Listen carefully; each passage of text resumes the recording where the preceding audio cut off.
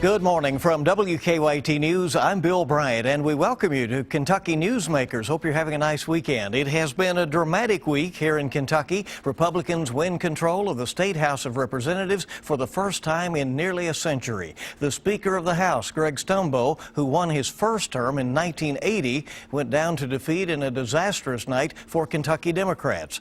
Republican Governor Matt Bevin has worked hard to flip the House since he arrived at the Capitol nearly a year ago. He's with us today. Donald Trump also wins the White House, and the GOP will now control both houses of Congress. Does that mean big changes are coming for the nation?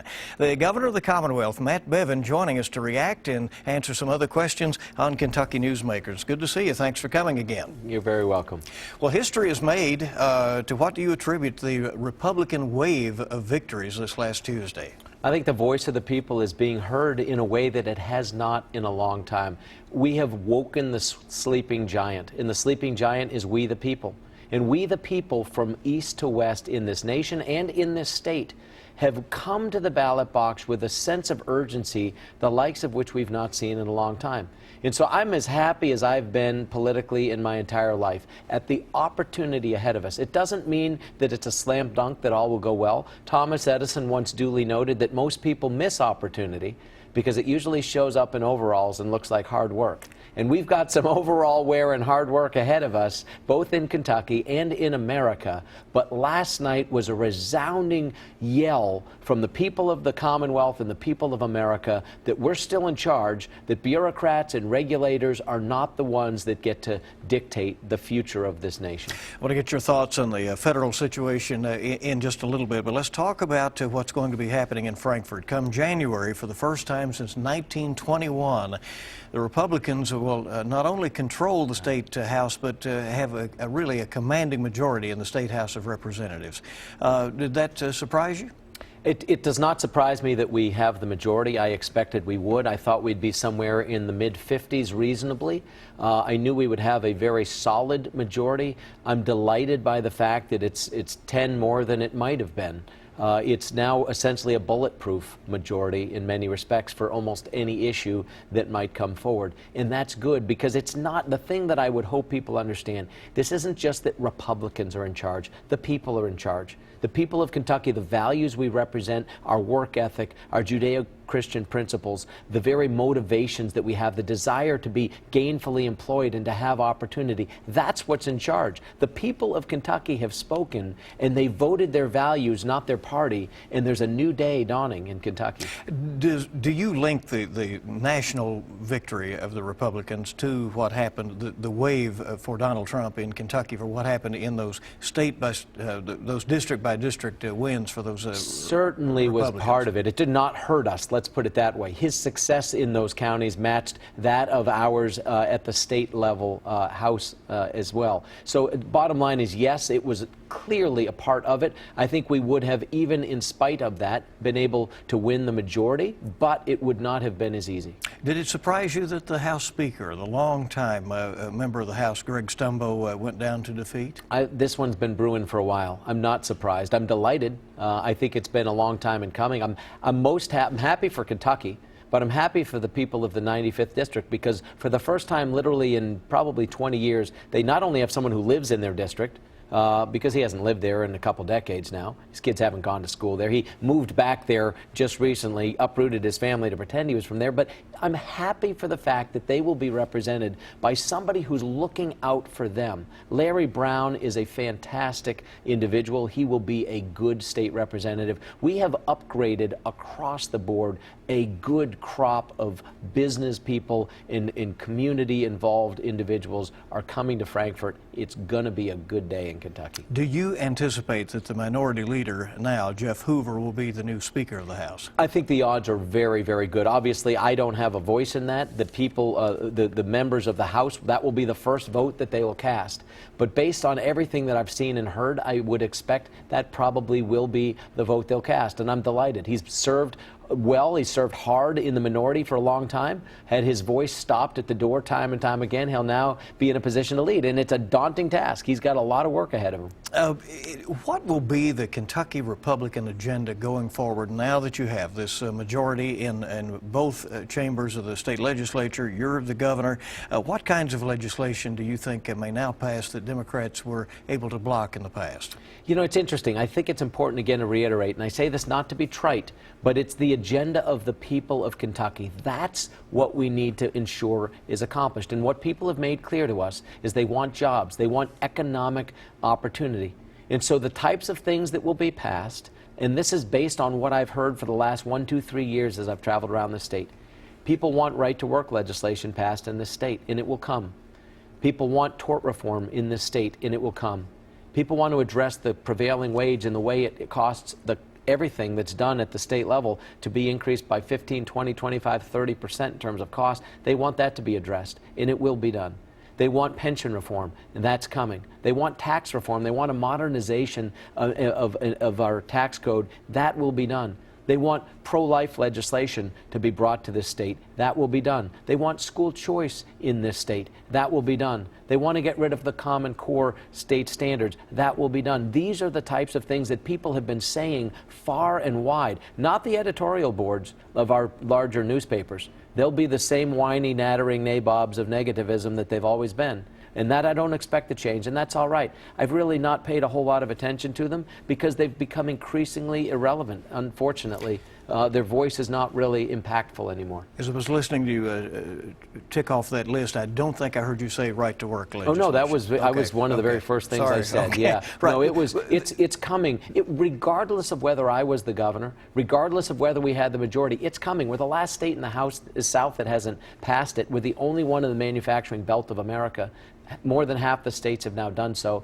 It was coming anyway. There have been some in the Republican caucus who have not supported that legislation in the past. Do you anticipate? They can still choose not to. I mean, if their representation, if their constituents would rather they not, we have enough votes for it to pass anyway. But again, it will be up to the people. If this is what the people want their legislators to do, that's what they'll do. What we know is this, Bill. We have been fishing, not passing it. We've been fishing in a pond that is 1/3 the size of everybody else's. I mean, 2/3 the size, I should say. So, frankly, 1/3 of Fortune 500 companies will not come to or expand in a state that is not a right-to-work state. Now, ironically, many of them will come and become union shops. The states where union membership is growing the fastest are all right-to-work states.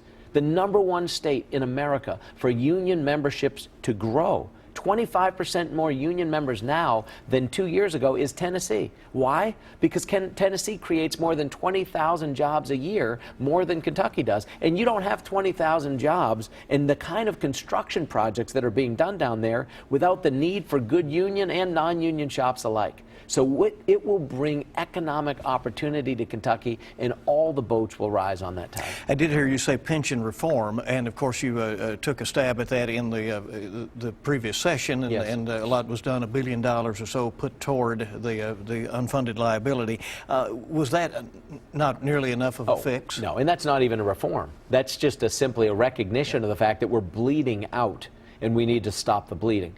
That was an acknowledgement of the fact that we need to put an unfortunately disproportionate amount of our state's revenue toward ensuring that we deliver on the promise we've made to our pensioners. I mean, the teachers union, here's another thing that's amazing to me.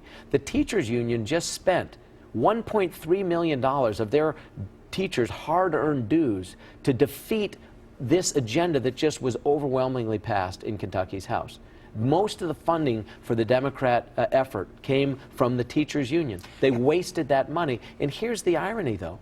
I've done more than any Democrat governor has ever done to take care of our teachers' retirement system and our other state workers. And I've done it because it's the right thing to do. How do you want to change the pension system going forward? It's going to be done by looking at every single facet of it, from the amount of time that someone serves to the benefits that they get, both in advance of and then after they have retired. All of it's on the table. I don't have a preconceived notion of what it looks like. I do know this.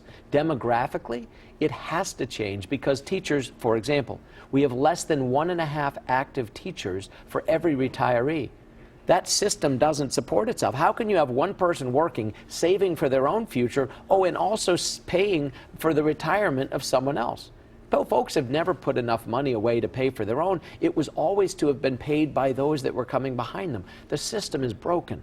So we have to look at demographic reality. We have to look at a whole lot of things, not the least of which is, why are we allowing teachers to retire after 27 years? You're 49 years old. You're a teacher who's probably as good as you'll ever be. You know, you have 20 years of experience, 30 years of experience. Oh, and you still have gas left in the tank and energy. Those are the best teachers. We've got great teachers. We need to allow them to be able to be employed to the best degree possible. Legislative pensions became an issue in many of these House races. Do you support doing away with state pensions for part-time lawmakers? Absolutely. I've said it from the very beginning. Sadly, the only way it's likely to happen, although with this onslaught, who knows, but we'd probably have to grandfather those that are in, but I just assume we don't. I think it's irresponsible that part-time legislators get full-time pensions. And trust me, some of them are going to make millions of dollars. Seven-figure pensions that they will pull down from the taxpayers. Greg Stumbo is a perfect example. The idea that the taxpayers are going to be paying a guy like that well north of $1 million in the years ahead, crazy. That needs to end.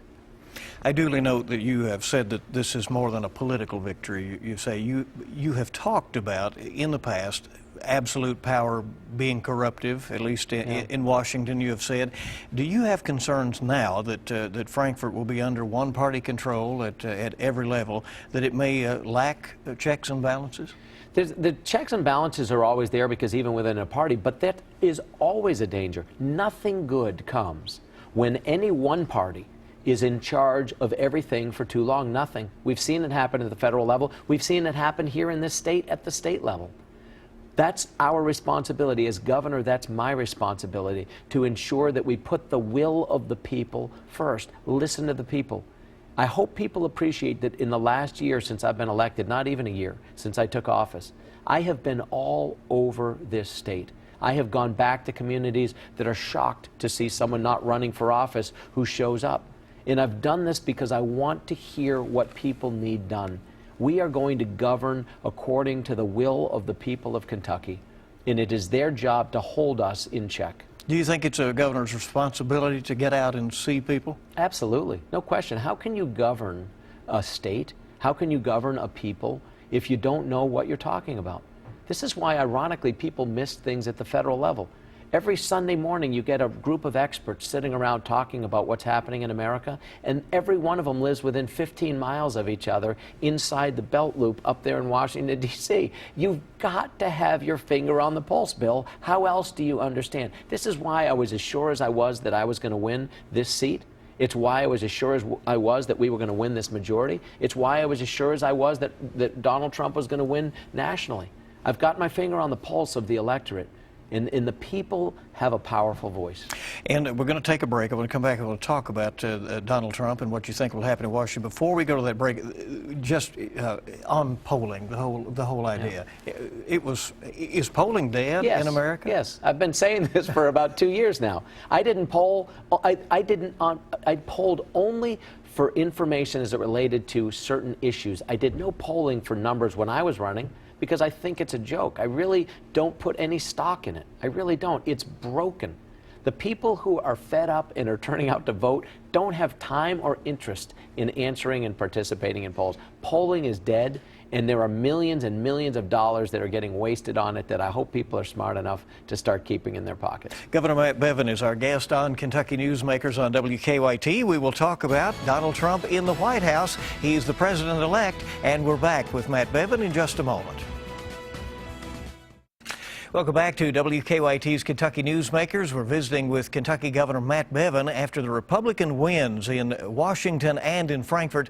And he seems to be about as excited about what happened in Washington as you are what happened in Frankfurt. Donald Trump will be the president. He has said all along that he has an agenda that you agree with.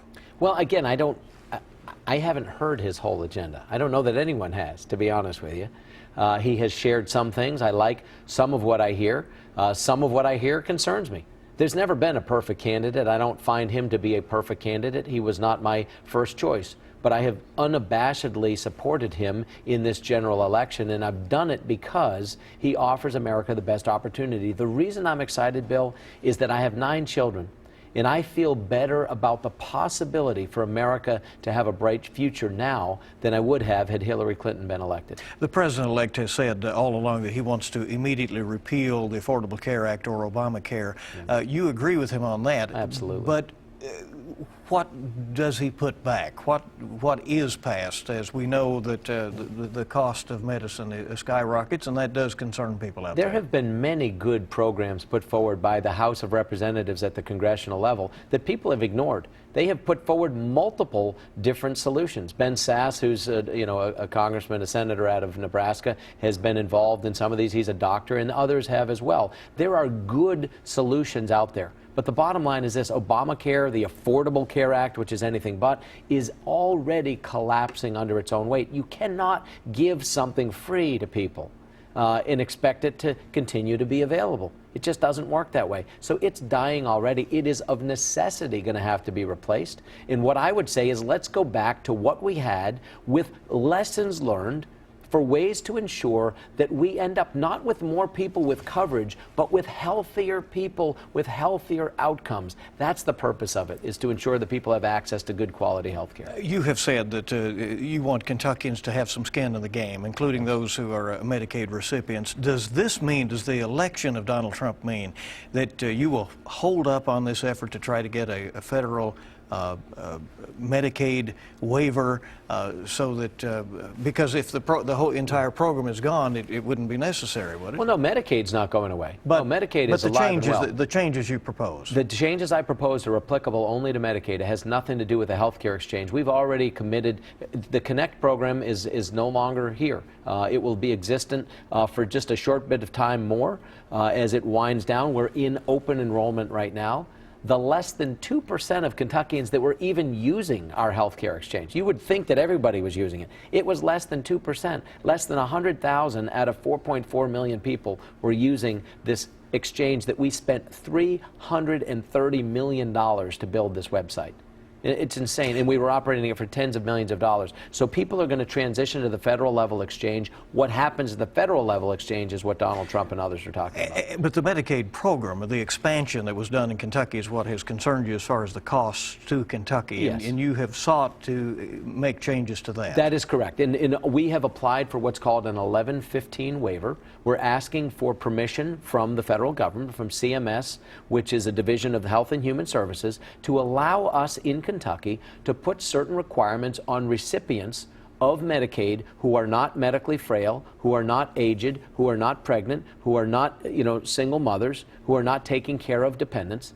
In other words, the non-traditional Medicaid crowd, the able-bodied working-age men and women receiving it, we are saying we want to be able to require them to be participating in their own health outcomes, to be engaged in the community through work, through volunteering, through making healthy decisions with, smoking cessation and being rewarded for that, and financial literacy courses and being rewarded for that. Things that will create better and healthier outcomes, and that's the whole point. So we are going to continue to ask for those things. Whether they're approved or not will be up to the federal government, and that will determine whether or not we have expanded Medicaid in Kentucky. The president-elect also said all along that he told people in Appalachia that he wants to put coal miners back to work, and he thinks that can happen.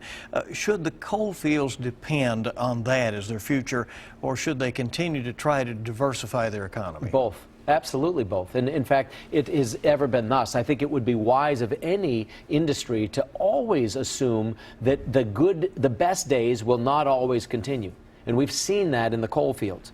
But I think they should be committed to making sure we maintain the commitment to that industry, to the power that it brings to our energy field, among others, but also to look for other opportunities. And I have personally been working hard to try to bring manufacturing capabilities into Eastern Kentucky, both through training centers, through jobs, et cetera. I'm excited by the possibility for Eastern Kentucky. There's good work ethic there, good people, they want to work, and we're going to give them that opportunity. If you could give words of advice to Donald Trump, or at least indicate what you think his priorities should be when he goes into office, what would that be? I think it would be a couplefold. I would encourage him very much to take a look at the regulatory agencies that have no legal standing but have emasculated the American business, that they need to be gutted. Whether it's the EPA, whether it's the Department of Education, these behemoths, these bureaucratic, non-elected entities that spend billions of dollars and suffocate industry and innovation and education in this nation. I think he would do well to get rid of a number of those. That's one thing. I think he would do well to cut the corporate tax so that the $2 trillion that is overseas could be repatriated. Those millions, those trillions of dollars would generate hundreds of millions of dollars in tax. That would be great for our industry, for our revenue, for our economy. But all those dollars would also then get redeployed. They'd get redeployed in capital expenditures, in increased payroll, in increased opportunity and investment in R&D. This would be good for America. Trillions of dollars sitting offshore because people don't want to pay a third of it doesn't serve any good purpose. Those are just two simple things I hope he does in short order. You have sought to pare back some of the regulations in Kentucky as well. Where are you in that process? I wear this pin right here, the red tape reduction pin, a pair of scissors cutting through the red tape. I encourage all your viewers, go to redtapereduction.com. Redtapereduction.com. Give us ideas. We've already repealed hundreds of these things, and by repealed, some of them are just antiquated. They don't even give us an idea. What are a couple of those that have been done? A good example of one is we no longer, this was done actually legislatively, it was sort of the predecessor. You don't need to be licensed anymore to braid hair in Kentucky. That just is a no-brainer. If you build a building above 45 feet in height, you're no longer required to plumb the entire building with cast iron pipes. You're allowed to actually use PVC and other modern composites that are lighter weight, more efficient, more effective, etc. These are simple things. There's also other ones that are just plain antiquated. We've already gotten rid of some of the lower hanging fruit, but my commitment is to eliminate 30% of the red tape in the next 3 years. It will be a lot easier now with the structure in the House and Senate. We're visiting with Kentucky Governor Matt Bevin. We'll be back in just a moment. I want to ask about your 2017 agenda for the legislature, which will be here soon. Our remaining moments on Kentucky Newsmakers with the governor in a moment. Welcome back to WKYT's Kentucky Newsmakers. Our remaining moments now with the Governor of the Commonwealth, Matt Bevin, who is here, and he has been celebrating this week the Republican victories in Frankfort. Those lawmakers will be taking office at the 1st of January. They come in for a short session in 2017, 30 days, yes, to get everything done. Do you have an aggressive agenda for them for that session? I do. I expect them to come and work hard, and I think they come expecting to do the same thing. There will be new energy. There will be new excitement. There's a lot of work to be done. The things that we need to do from a tax reform and pension reform standpoint are very meaty things. They are going to be complicated, and they will not be easy. They're critical, and so they may or may not be able to be done in a 30-day session. If, in fact, we need to call a special session to address these things, that's what we will do. But we will have our foot on the gas. We will get things done that the people have demanded. We will create better opportunity. And as I said before, I want Kentucky to be a beacon to America. You talk about being open for business. We are going to be a state that is the manufacturing and engineering hub of excellence in the United States of America. And we're going to pass policies that make it obvious to the world that if you want to produce something of quality in America, you start in Kentucky. Comprehensive tax reform has been elusive, as you know, for many governors and many administrations. Do you feel that it is right now to get that done? Absolutely. It's time. It's overdue. There's not going to be a blue ribbon panel. There's not going to be a 5-year study. None of that nonsense. I'm a foot on the gas person, and that's how we're going to operate.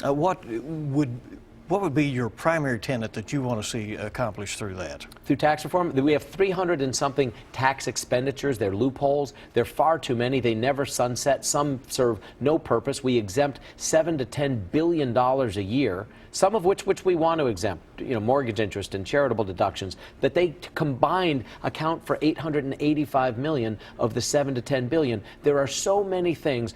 All of it needs to be put on the table. From the inventory tax, I'd like to see it disappear. The death tax, I want to see it disappear. But we have to find ways to make sure that we don't hurt ourselves in the process. You've had a rocky relationship with the Attorney General, Andy Beshear, legal battles back and forth, tough words back and forth.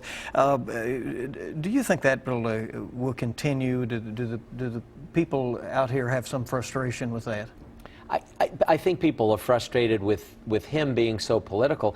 I have no beef with him at all. Personally, I've always gotten along great with him individually. In terms of tough words, if telling him to get his house in order is tough words, my goodness, he needs to grow up if he can't handle that. He shouldn't be in politics. The reality is his top appointed deputy is now serving time in a federal prison. He's got others that have been let go because of the fact that they have been perjuring themselves under oath but for grand juries. I mean, he's got to get his house cleaned up. It is corrupt. It is disorganized, and he needs to stop being so political. I hope he will start doing his job, because I'm having to sue on behalf of the state when I'm joining with dozens of other attorneys generals, and I'm the only governor on states like keeping, control over our locker rooms and bathrooms at the local level, or the overtime bill. I have to sue on behalf of the state because he's not doing his job. So I hope he actually starts serving now. It's going to be less effective for him to be political. I just have a few seconds left. You were in the process of putting your administration together and going into office during the last holiday season. Yes. This year, the Bevin family will get to enjoy being at the governor's mansion and some of the events coming up, the tree lighting and so forth. You're looking forward to that? I am looking forward to it, and I can assure all of the viewers out there, it will be a Christmas tree. No holiday trees. We're going to have a Christmas tree here in the Commonwealth. I look forward to lighting it. Governor, thanks for coming. We really appreciate it. Thank you. Thank you for joining us for this edition of Kentucky Newsmakers on WKYT. We'll see you bright and early this week on WKYT This Morning, and you make it a good week ahead.